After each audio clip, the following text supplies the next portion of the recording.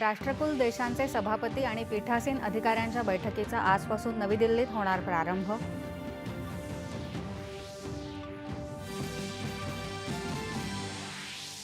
फ्रान्सच्या अध्यक्षांचे राजनैतिक सल्लागार इमॅन्युएल बॉन यांनी घेतली पंतप्रधान नरेंद्र मोदी यांची भेट।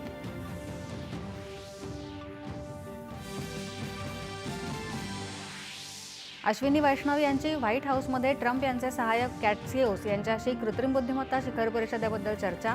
महत्त्वाच्या खनिज विषयक बैठकीतही सहभागी।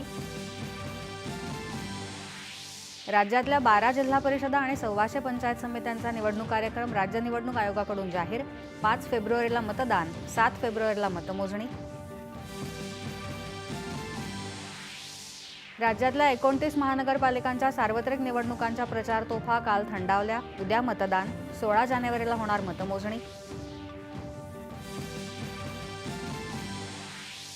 गिग कामगारांच्या अधिक सुरक्षिततेसाठी सरकारच्या हस्तक्षेपानंतर 10 मिनिटांची डिलिव्हरी सेवा वेळ मर्यादा काढून टाकण्यास प्रमुख डिलिव्हरी कंपन्यांनी दर्शवली सहमती। आणि भारत आणि न्यूझीलंड यांच्यात दुसरा एकदिवसीय क्रिकेट सामना आज राजकोट इथं होणार। दुपारी 1:30 वाजता होणार सुरुवात। नमस्कार, 8:30च्या बातमीपत्रात मी जाई वैशंपायन आपलं